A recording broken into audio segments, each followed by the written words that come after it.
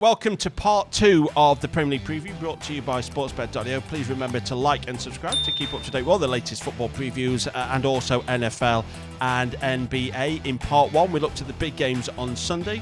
Thoughts about Arsenal versus Liverpool, West Ham against Man United and Chelsea against Newcastle. In part 2, we're going to look at the rest of the games, giving out our score predictions. We'll also be looking at the guys' score predictions for Matchday 8 and see who is getting closer to winning this sportsbet.io trophy. You can tell Neil wants this by the nodding of the head. He wants it. We're starting with the Midlands derby. Really unfair to ask Forest to play on a Monday night, and then, oh, by the way, can you also play on a Friday?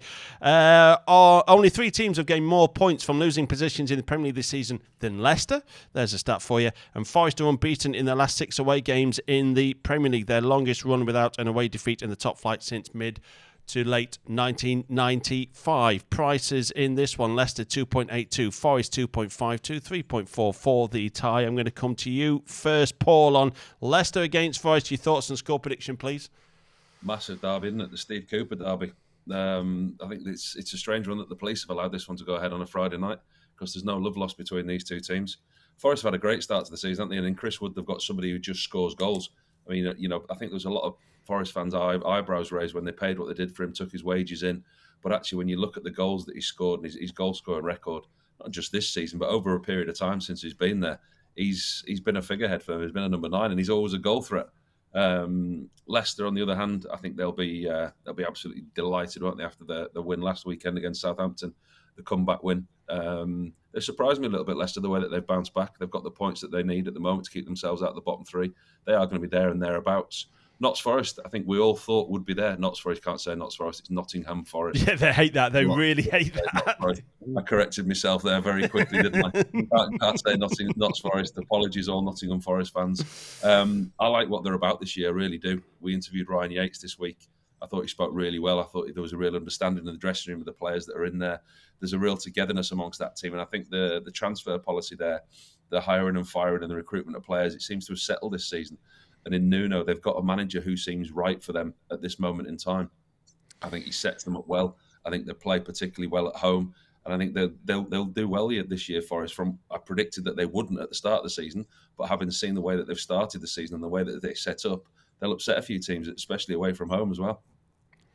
Yeah, I tend to agree with that. I also got pelters at the start of the season from Forest fans because I thought that they would struggle, and they haven't. Chris Wood has scored the first goal for Forest in their last 3 of the last 4 games as well, helped by, on Monday night, by the not best of goalkeeping from Dean Henderson, I think it's fair to say, but his snapshot was just, that's the kind of shot that goes in when you're a striker in form, isn't it? When you're off form, the keeper saves it. When you're in form, it does find its way in.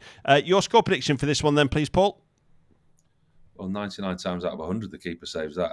It was just a freak by Dean Henderson. It just wasn't a good one.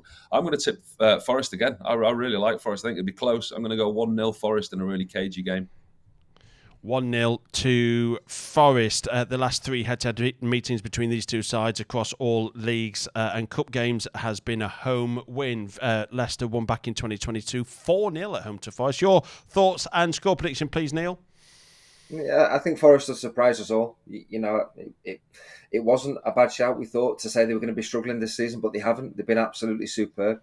They've only lost 1 of their 8 games so far this season, and one of the strengths, you would say, is defensively. They have the second best defensive record in the Premier League. Now, after 8 games, you'd have to say that's impressive. Better than Arsenal, better than Man City. So really strong start defensively. So I don't think they'll give much away at Leicester. It's just the other end. I'm not sure they're going to go there and get more than 1 goal. I think they'd be good maybe for a goal. As being mentioned, Wood's done all right this season for the goal return. So I'd give them a goal. But Leicester have scored in every game so far this season, and they've not had a clean sheet. So I think Leicester are good for a goal as well. Both teams to score under 2.5. I'm on a 1-1 draw for this one. 1-1 draw. You're gone for the tie. Last time these teams tied was 2-2 back in the Championship in 2014. Last time Forest won at Leicester was the Championship 2-0. Simon Cox and Jamie Mackey scored. We're harping back to the big guns in football in years gone by. So a tie for Neil in this one between Leicester and Forest, which gets things underway on Friday night. First game, well, in fact, there isn't a first game on Saturday because all games on Saturday kick off at 3 p.m. Aston Villa taking on Bournemouth is where we're looking at next. A couple of stats that may surprise you in this one. Villa are 1.87, Bournemouth are 3.85, 4 for the tie. Only Man City have won more points from losing positions in this Premier League season than Aston Villa. And here's a stat that may surprise you even more. Only Manchester City and Spurs have had more shots in the Premier League this season than Bournemouth. That may surprise you. So Bournemouth have had more shots at goal than the likes of Liverpool and Arsenal. Come to you first, Neil, in this one, Aston Villa against Bournemouth. Yeah, fair play to Bournemouth. What a result that was to beat Arsenal last weekend. They worked the corner really well to get the opener. Obviously playing against 10 men helped them, but that was a great result, and that would give them a big confidence booster. Good side. They're a good side, Bournemouth. Villa, I thought Villa got away with it last weekend. If you look at the scoreline, 3-1 at Fulham, you think, yeah, good win. Fulham missed a pen at 1-1. Fulham had a player sent off at 1-1. So Villa, I'm not sure Villa would have got the result if one of those things didn't happen. So yeah, got away with it last weekend. Got a great win in the Champions League to beat Bologna. Bologna are no easy side to beat, man-to-man marking. So decent result there. I think they just about win this one. Bournemouth away, I don't trust. Bournemouth at home, yeah, I'd be more on them. So I'm on Villa just to win this one, but not a big win. After a Champions League game, I think Villa, we saw last time, 0-0 against United after that Bayern Munich win. I think they'll just have enough. So 2-1 for Villa for me. 2-1 for Villa. Aston Villa's last two games at home to Bournemouth, they've won both and scored 3 in both as well. They have failed to score in their last. For the amount of shots they're having, Bournemouth, they'd be disappointed to not have scored in their last 2 away games. What I like about these two sides are, they have gone from relegation candidates to absolute opposite, because I don't think many people are tipping Bournemouth to get relegated, and certainly not the case with Aston Villa, who have transformed themselves into a club that are fighting it out well in the Champions League. Paul, your thoughts on this one in your score prediction, please? I can't believe you said that Villa and relegation in the same breath. I know you. But that seems a long time ago when Emery came in, didn't it? I know, but I remember when Sheffield United came up with Aston Villa, because we came at the same time, and the first home game for Aston Villa was at home to Bournemouth, and Bournemouth went and beat him. And he went, that's how tough the Premier League is, that you're Aston Villa and you've been beaten at home to Bournemouth. And, many years later, look at the transformation for Villa. It's just remarkable, really, isn't it? Well, Unai Emery's got to take so much credit for that. And you look at the players that they brought in, the recruitment. I mean, Villa 1 defeat in 12 in all competitions this season. That was against Arsenal, and that was arguably an unlucky defeat. They probably had the better of that game. 3 clean sheets in the last 3 home games. There's nothing else but a Villa win here. I know it's off the back of a Champions League game, back of the Bologna game, 2-0 at home. 3-0 Villa. I think it's going to be comfortable for them. I think Bournemouth away from home are different to how they are at home. Obviously, they're the way that they set up, and I think the firepower that Villa have got can hurt them. 3-0 home win for Villa. Yeah, just to replicate what they did in 2023 when they beat Bournemouth 3-0 at home, I have to say that 1.87 for Aston Villa does seem a fairly tempting price. Next up is Brentford against Ipswich, the kind of game that really shows. I know Ipswich will be already going, yeah, we know how tough the Premier League is, but when you go to Brentford, this is a real test of how tough it is, because this is Brentford, it's mid-table. Brentford gets respect, and it's a really tough place to go. 1.68 for Brentford. Ipswich are 4.5. It is the tie at 4.4. Brentford have lost just one of the last 9 league games against Ipswich. Admittedly, they haven't played each other for quite a while, and this is the 937th different Premier League fixture, so there you can have that stat as well. We'll come to you, Paul. Everybody, but that will go up the next time Ipswich plays someone else. When you get a new team in the Premier League, it always goes up by 1 with the new teams they're playing. All right, Paul, your thoughts and score prediction in this one, please. I'm still reeling after your stat that you reel out every week about Ipswich playing somebody else. It's like you say, it's a staple diet Premier League test for Ipswich again, isn't it? If you want to be up there playing in the Premier League, these are the games where you've got to take points. Season-defining games. That they're not Man City, they're not Liverpool, they're not Arsenal, but these are the season-defining games. Is a point away good enough for Ipswich? You look at where they are now; they take a performance and a point. I think Brentford were totally outplayed last week in the second half at Old Trafford. I know United only won 2-1 and they sneaked a result, but actually the second half performance that Manchester United gave last week is the best that I've seen them play for a long time. So Brentford were outplayed. At home, they're different. They've got attacking qualities. I think Brentford have got enough at home to hurt Ipswich. And I think the set plays, I looked at the Ipswich game last week against Everton, and that's something that they really struggled with. I think it was a long time into the game before Ipswich managed to get their first shot on target in the game or on goal in the game. Everton, at times, we spoke about them, they're not pretty, and they played a way that Ipswich didn't like, and I think that Brentford will do the same to them. It's just whether or not Ipswich can get on the score sheet at Brentford. I don't think they do. I go Brentford 2-0. Well, it's funny that because Brentford have not kept a clean sheet at home. In fact, you've had more goals at this stadium in the Premier League so far this season than any other stadium, and only Wolves' Premier League games have had more goals than Brentford's this season. So if you want goals and entertainment, Brentford have it. Testament to that is Brentford winning against Wolves 5-3 last time out. So Brentford scored 5 at home last time out, and Ipswich conceded 4 last time away from home. So is this, you've gone for 2-0 for Brentford. What about you, Neil? Are you going for more goals than that? Yeah, I am. I am surprised that Brentford haven't had a clean sheet home or away this season. Ipswich have only had one themselves, and I think that's going to be a problem for Ipswich. Lack of clean sheets. I mean, how do you stop Brentford at home? Paul mentioned that they struggled a little bit at Old Trafford last week, but at home they've been really good. They've won 3 of the 4 games. They drew the other one. I see this one as a home banker and a really, really tough afternoon for Ipswich. I've got 3-0 for Brentford. 2-0 for Paul, 3-0 for Neil for Brentford to beat Ipswich, and I'm going to embellish on my stat that this is the 937th different fixture in the Premier League. It's also the 1,452nd ever different top flight meeting as well. It's the first time these two teams have ever met in the top flight. You can have that for nothing. Brighton against Wolves also kicking off at 3 p.m. on Saturday. Brighton are 1.59, Wolves are 5.1, 4.6 for the tie. Having won just one of their first 7 Premier League meetings with Wolves, Brighton have now won 4 of the last 5 against them, and Wolves have only just won 3 of their 20 away games at Brighton. So this is not a happy hunting ground for an unhappy Wolves who just can't seem to get going this season, Neil. Your thoughts and score prediction, please. Well, the habit Wolves have is losing games. And as much as you can say wrongly decisions have gone against them, which I actually thought the goal should have been disallowed, actually. And maybe Paul might agree because he's a goalkeeper, because you can't push a goalkeeper and then stand in his way literally a second before someone heads it. You're still involved. You're still affecting that goalkeeper. So I was amazed that goal stood. Listen, Wolves have been awful. Wolves have been awful because they've won 1 in 17 Premier League games. Managers have been sacked for much less than that. So he's hanging on. And maybe the fact that he's not getting hammered in some of these games, although was at Brentford. See nothing down for Wolves. I see this as a comfortable home victory for Brighton. Brighton are decent. Brighton will be far too strong for that Wolves defence. I'm going for a comfortable 3-1 home win. Would you have said the same if that was a Virgil van Dijk header for Liverpool? Because I say that because I think the goal should have stood, because I don't think he was technically interfering with play. Contact. If there's no contact, goal should stand. Bernardo Silva's pushed the goalkeeper. Because of that contact, for me, it has to be disallowed. If there's no contact, absolutely the goal should stand. Robbo, come on, clear it up for us, goalkeeper. Definite goal. If you get pushed by Bernardo Silva, you get pushed by somebody like Bernardo Silva, forget it. Not a chance. Hardly any contact on the goalkeeper, and he wanted the goalkeeper's eye line. Absolutely no chance. If we're going to start ruling out goals like that, we're going to lose a lot of goals. I thought that was a good use of VAR, actually, to let the referee make the decision. The decision on the field stood.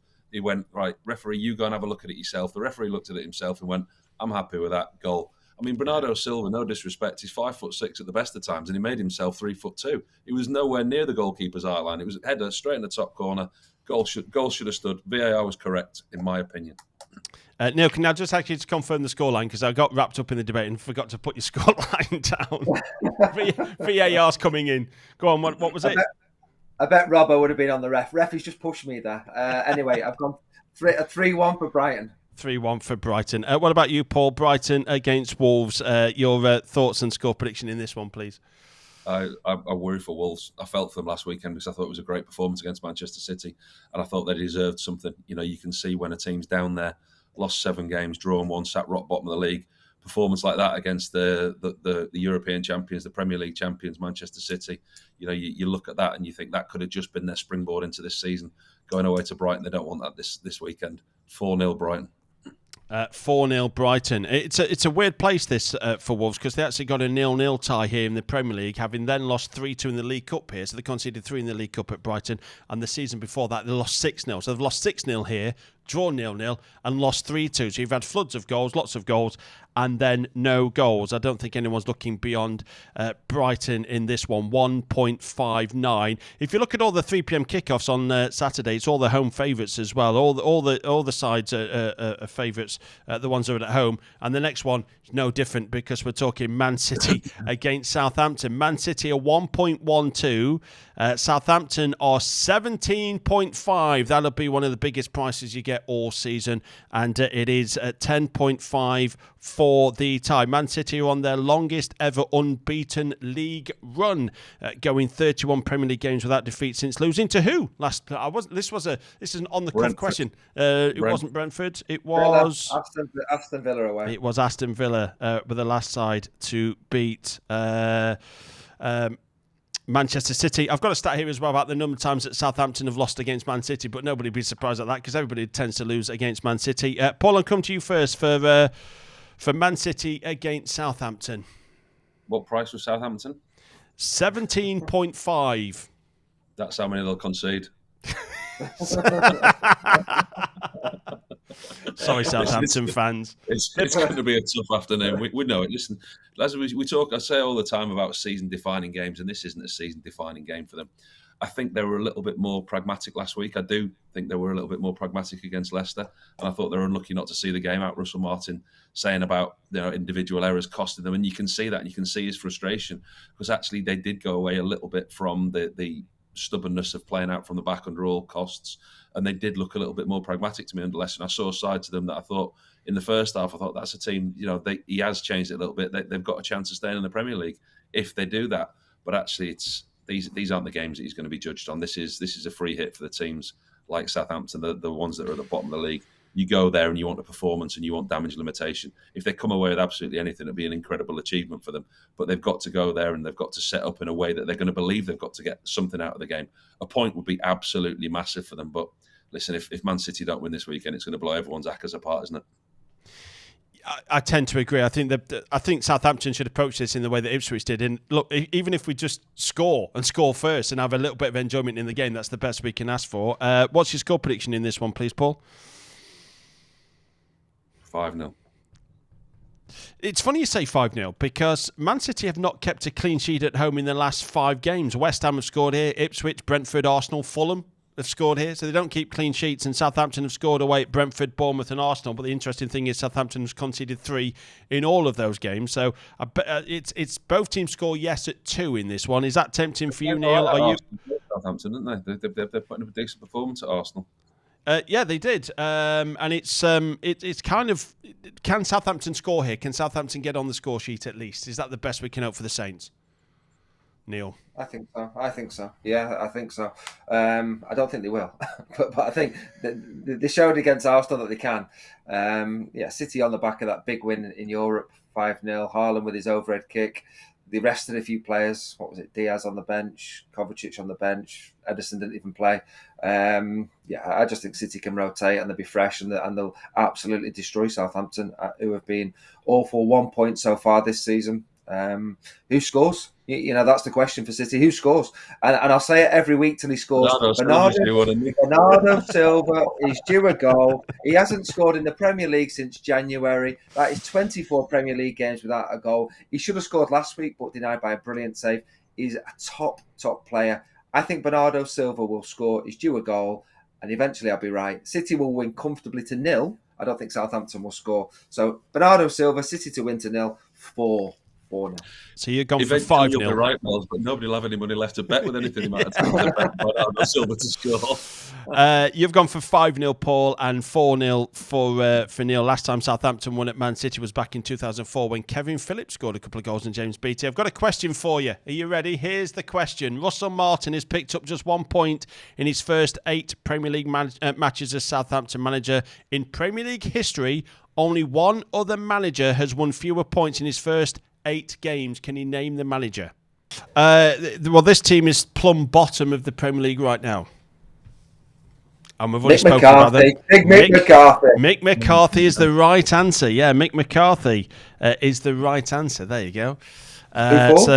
I would imagine it probably would be for Wolves, yeah. So Russell Martin's got 1 point in his first 8 games as a Premier League manager. Mick McCarthy got 0 points as his first 8 games as a Premier League manager. So you've both gone for Southampton to take a bit of a walloping at Manchester City, which comes as no surprise to anybody anywhere, even Southampton fans. Right, at the time of recording, unfortunately, I do not have prices for Everton against Fulham. This is your last kickoff on Saturday, so I'll just go through some stats in this one. After 5 successive defeats in the Premier League, Everton are now unbeaten in their last 4 games, and Fulham have not had the same consecutive game result away from Craven Cottage since the start of 2024. It's 13 consecutive games where the result of a game has been different from the game before, and Fulham lost last time out. So if that pattern continues, Fulham are not going to lose this one. Who did I go to first? Now I lost the track. It was Neil. Was it Neil last time?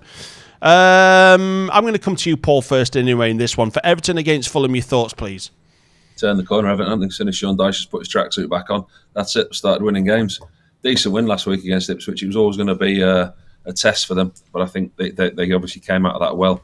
And Dye, for me, he's a catalyst to a lot of what they do. You'll obviously know him as a Sheffield United fan. He works hard, doesn't he? Doesn't he work hard off the ball? I am very surprised, and I mean this with great respect, and I've shared this opinion with Everton fans on social media, and they tend to agree that Iliman Ndiaye could be so much better than Everton. He is an unbelievable footballer, and I don't know why people have not switched on to how talented and difficult to knock off the ball and how technical this guy is. This Iliman Ndiaye has got absolutely everything, and I think Everton fans are already going, he's too good for us. That's the kind of message I've seen on Everton social media. He's an absolute class act, is Iliman Ndiaye. He really is. Yeah, I think keeping him fit will be integral to how well Everton done. But they've turned the corner. And at home, they're always going to be tight games. Sometimes they're not going to be pretty. They need results. They're getting results. They've got 8 points now. They're starting to pull themselves away from the bottom 3. I tipped them up for better this season. I think they'll continue. I don't think they get beat by Fulham. Fulham at home, different proposition. They are what they are. Fulham, they're a better side under Marco Silva. They're growing. I think they're establishing themselves as it's a bit harsh, and they're establishing themselves as a Premier League side, but they're looking higher up in the Premier League. They're not just looking to stay in the Premier League now. They're looking to challenge those European places with the players that they've got. Away from home, I still don't trust them. I'm going to go for a very, very narrow Everton 1-0 win. 1-0 for Everton. I guess the biggest compliment you can give Fulham is at the start of the season, when you talk about teams that could potentially be sucked down into the relegation zone, you're generally not talking about Fulham, which is a testament to the job that has been done. I think every single year Fulham would accept mid-table security Premier League for another season. What about you, Neil, in this one? Your thoughts? Everton at home to Fulham. Yeah, I think this is where Everton's good run ends. You know, like you say, unbeaten in 4 back-to-back clean sheets. You know, something that they've been needing, and they've had that.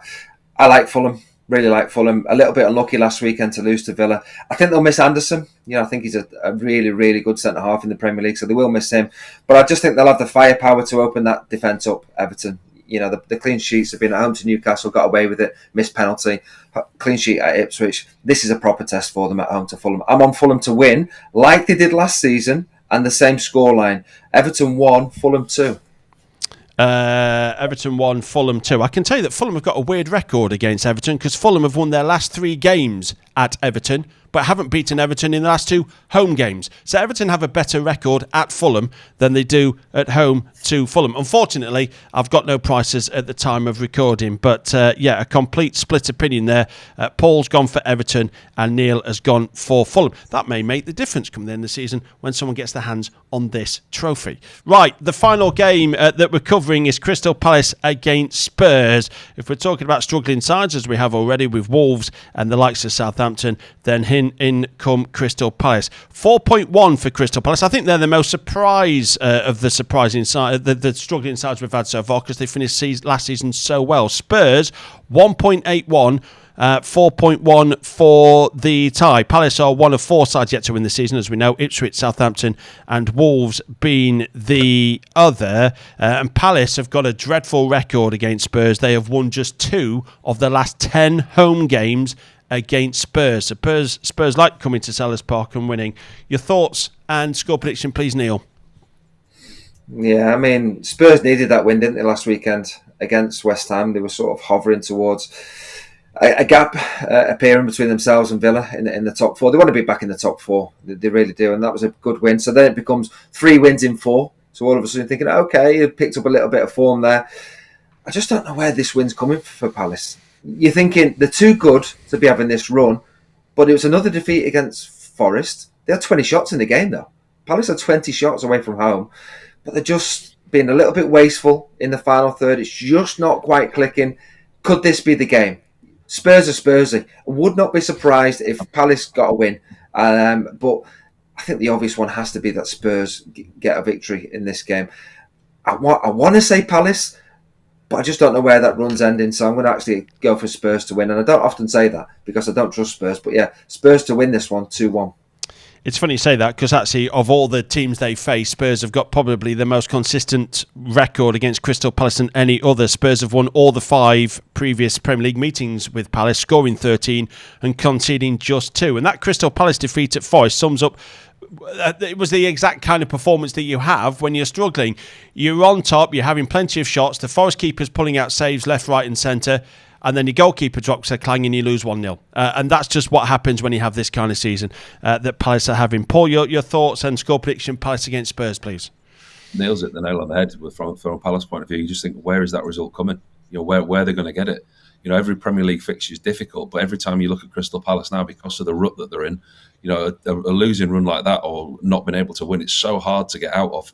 And Tottenham coming to Selhurst, they won't relish that. I mean, you look at the stats of them this season. Tottenham have scored 18, Palace have scored 5. But this is an interesting stat. Tottenham have conceded 9. Palace have only conceded 11, but Tottenham concede goals. So I think it's both teams to score. But I think Tottenham, they're the team in form, obviously, putting 4 past West Ham.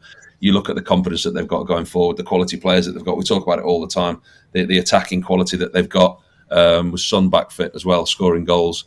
There's only one outcome, I'm afraid, when you look at it from a Crystal Palace point of view. It's that everyone's going to put Spurs in the racket this weekend. It would be a surprise if Palace were to get anything against Spurs. And I can see a repeat of last week happening. I don't trust Spurs on a clean sheet, but I'm going to go 4-1 Tottenham at Selhurst. 4-1, an absolute walloping. In fact, I'll give a price on that one. There's a massive crunch game coming up for Crystal Palace because after this in the Premier League, they face Wolves. So there is going to be a time when those teams at the bottom do take each other on, and they are proper crunch games. And to be honest, some of the games I look forward to looking at. 23, by the way, 23. I think that might be the biggest price that we've had for a scoreline. So you've gone for 4-1 for Spurs to win this one. You both agree it's a Spurs victory to continue their good run of form against Crystal Palace. So let's look back. Whenever you bet, so by the way, please do gamble responsibly. This is what the guys are trying to win with their score predictions. As we entered Matchday 8, it was 4-3 in favour of Paul, who raced into a 4-0 lead. Neil came storming back with 3 consecutive weeks, and then for the first time in a long time, you both, for last week, Matchday 8, you both ended up on 9 points. It was levels, you devils. You both got 9 points across the score predictions. It came down to Forest against Palace. Had one of you tipped Forest to win that one, you would have claimed the week, but both of you went for a result for Palace. One went for a draw, one went for a win, and therefore, because Forest won, you got no points and it stayed on 9. Trebles-wise, how did you fare on your trebles, by the way? Arsenal. The bedrock of it all, Arsenal let you down, and that's why we always say gamble responsibly, because you know what, there's always a scupper somewhere. So it's still 4-3 to Paul in the score predictions. Let's go for the trebles in this one. I'll let you go first, Neil. Who's your best 3 picks for the Premier League Matchday 9? Yeah, absolute banker Brighton. I've got to put them in there. Brentford, because I think whilst it's a banker, I think you might get good odds on that one. And Chelsea. So I've actually gone for 3 home teams this time. I'm very surprised that Aston Villa aren't in there at 1.87. I still think that's a pretty glorious price against Bournemouth. So Brighton, Brentford and Chelsea. And Paul, for you? Do you know what? I've written down Brentford, Brighton, Man City. But I'm going to change it because there's 2 of them. Man City. In a way, I know, but in a way, I hope that scuppers you because I'd love a Southampton victory. I'm going to change it because he's gone Brentford and Brighton as well. So I'm going to go Villa, Spurs, Man City. Okay, to confirm the trebles then, Neil's gone for Brighton, Brentford and Chelsea. That is 4.83. And Paul has gone for Man City, Villa and Spurs, which is a treble around 3.5. 0.7, as there's a chuckle from Neil when I mention Manchester City. Right, guys, thanks for your time. Very much appreciate it. Enjoy the football. Man City. Man United, I've got them on the brain now. The Man United game tonight. Enjoy that, Paul. Thank you for joining us from Istanbul. Good luck with your bets, and we are back for the Premier League preview brought to you by sportsbet.io for match day 10.